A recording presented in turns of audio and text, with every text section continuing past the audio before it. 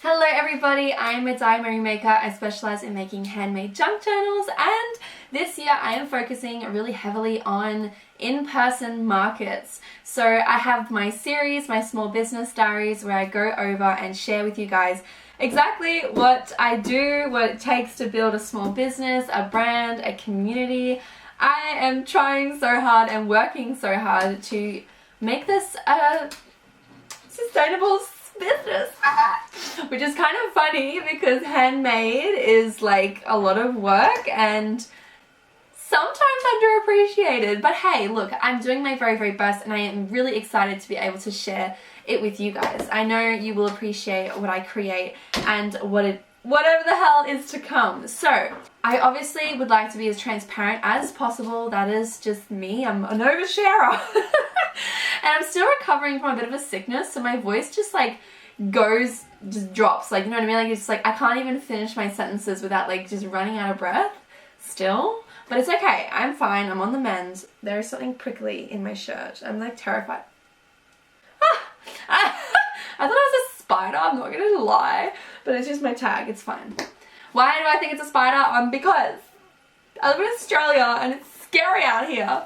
But anyway, moving on. This episode is going to be about my markets, improving my stall, improving my setup.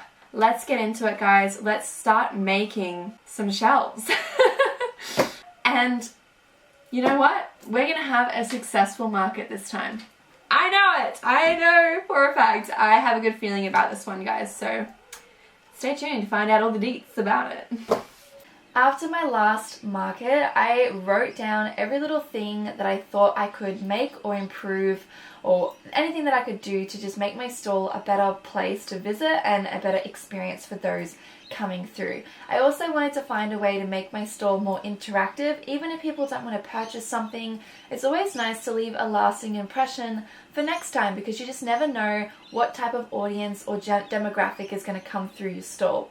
Now, I was super duper lucky to have my amazing husband use our table saw and cut out all of the wooden pieces that I need for my collapsible bookshelf. That is the main target of this video. I'm trying to create a new market setup for my stall.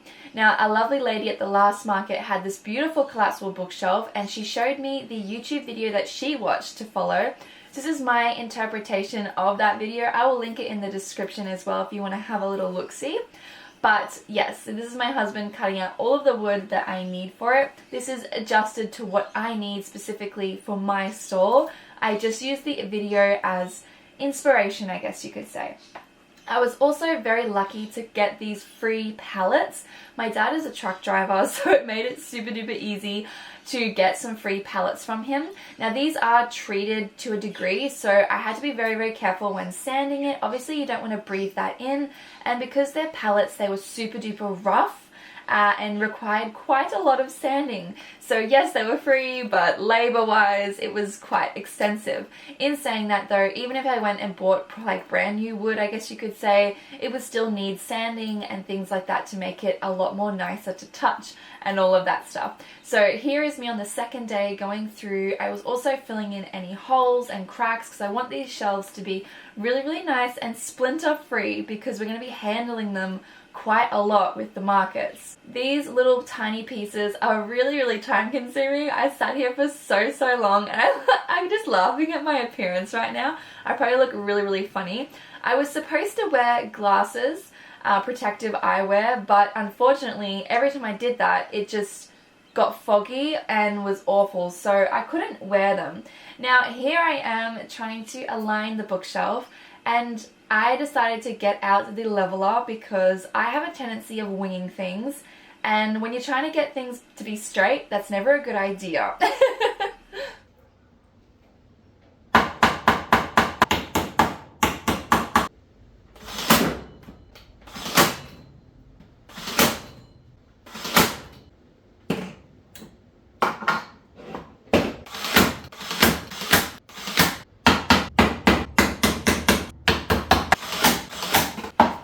Hammer that I was using broke, so I literally stuck the head onto a screwdriver, and that was what I used, and that's why I was holding it so funny. to get it to work, because I just couldn't buy another one at the time. I didn't want to. I was lazy. I just wanted to get this thing done. And here I am trying to be very precise.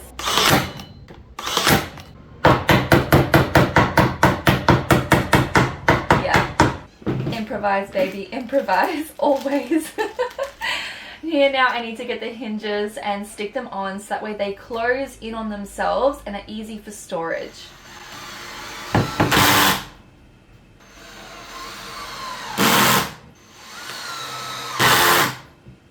For some reason it was so difficult to drive in these nails. It was a nightmare, and they kept getting like, I think that the drill bit I had wasn't quite right.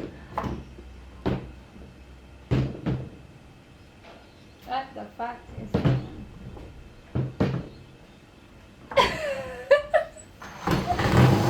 Yeah, so I realized that I didn't leave a gap, so it wouldn't open or close the way it was meant to. So then I had to do that all over again. I actually forgot this even happened in the process. It was such a pain in the ass, if I'm being completely frank with you guys.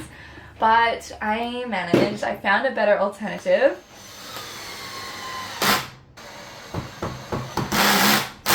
I stuck wooden slats in between to get the right spacing, which was a lifesaver, and it actually started working. Here is my kitty, my little minion, and here is me now sticking together the shelves to kind of show you guys how it would go, and just so I could get a good visual on whether or not my hard work was actually working or not. I wanted to stick in some of my journals as well, just to get a bit of a feel for how I would display them.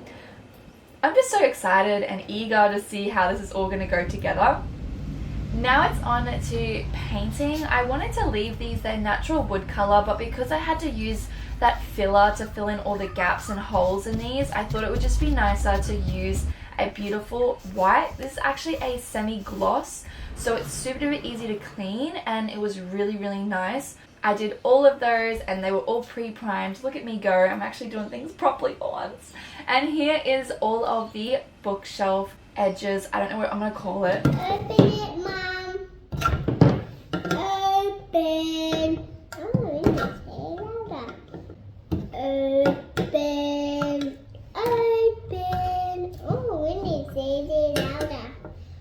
Say, open, say, open, say, open.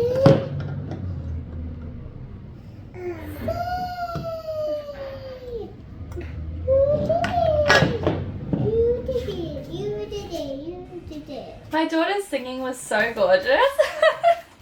And I don't know why it took me so damn long to get that stupid lid off, but it did. Now I'm going through and staining all of the wooden shelf pieces, whatever you want to call it.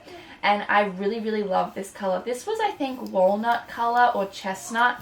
I can't remember which one. It was the darkest one that I could get that wasn't like a black. It was like a nice medium kind of color, which I thought would go really well with the white. Make it really pop. This was just like an experiment. I've never stained anything before, so no judging. I am super duper happy though with how it turned out. My efforts have definitely paid off, and look at this. Isn't it stunning? And here is it next to the without it being stained, so I can see the contrast. How cool is that? Now I did do a rookie mistake, and I accidentally painted over my hinges, and it doesn't come off. So a little note to anybody that may be wanting to make their own shelves, definitely stain it before you put your hinges on. I didn't realize this was going to be an issue. I thought I could literally just wipe it off, but hey, who's really going to be looking at my hinges? I don't think people are going to be paying too much attention to that. It's not something obviously I'm selling. I am using this for my market stalls. Everyone's going to be looking at the journals instead. At this point, I just wanted to wipe off any of the excess dripping stain marks, because they do stain like that, so it's important to make sure there's no drippiness. However, there was some that I missed. I did add a lot of varnish. I didn't really know how much to use. It was all just a learning curve. But look at it, guys! I did all 4 of them and they look stunning! Here is the final result. Look at the shelf. Isn't it cool? Hello! Hi, guys! Oh, I am obsessed. I love the color. I think it turned out so nice. I only did 1 coat because I'm lazy. It will obviously be darker if you did more coats, but I love the contrast between the white shelves. So beautiful. I just had to stick the journals on there again just to get a real vision of how I'm going to actually set them up. My shelves are going to go on top of my tables like this, and I finally got my tablecloths. They look so good. How awesome is this, guys? This is literally how it folds up and how we can move it around. That is so convenient and easy. This shelf was amazing to make, and this is my stall. I am obsessed. I think it looks so good. It's the best it's ever looked. I think this was a 10 out of 10. I'm really happy with my efforts. Oh my gosh, you guys, I had the greatest time at this last market. I actually sold a few of my journals. I think I sold like 5 of them, which is really good in one go. Like, come on, that's really good for me. I think that's exciting, and this definitely makes me more excited for more and bigger markets that I'm hoping to attend in the next coming weeks. So if this little market did this good, I'm sure that the other ones I'm going to are going to be the same or better, hopefully better. But yeah, that's such a good start. I'm actually really excited. I made a total of $800, I think. Now, obviously that does not go into the fact that how much my journals cost me to make, or the fee for the stall, or anything like that, but it is like a step forward. I didn't really like make any crazy profit. Like, I don't think I made like any real like profit. I don't think. No, I did a little bit. I think it might have been like ended up being like $30 or something. I'm not even joking. Like, that's it'll get better. But yeah, it was really amazing to be able to sell my journals and to have them appreciated by people, which makes me so happy because I put so much effort and love into them, and to see somebody like really excited about the piece that they're collecting, it makes me just feel like, oh shit, oh, you see my bubbles. It makes me feel like just really full. I don't know, I just feel happy. I feel really good. So yeah, stay tuned for more episodes. I'll be going through a bit more of the expenses in the next one, most likely, and also my journal drop that is coming. I am going to be doing a Wicked themed or Wicked inspired journal drop. So that is really exciting. I cannot wait to share it with you guys. And yes, going forward, I will be giving you guys a full breakdown on just a bit of everything. My profit margin, which is let's not talk about that. You know, my expenses, all of the financial stuff, as well as I grow my small business, because it's important to kind of give you guys a bit more of an understanding of what it is I do and what it all costs and how it all whatever. Hopefully I can inspire other people to pursue their handmade small businesses and, you know, just have fun with you guys, build a community. That is what I'm excited for the most. And yeah, I love you guys so much. In the next episode, I will be seeing you. Bye!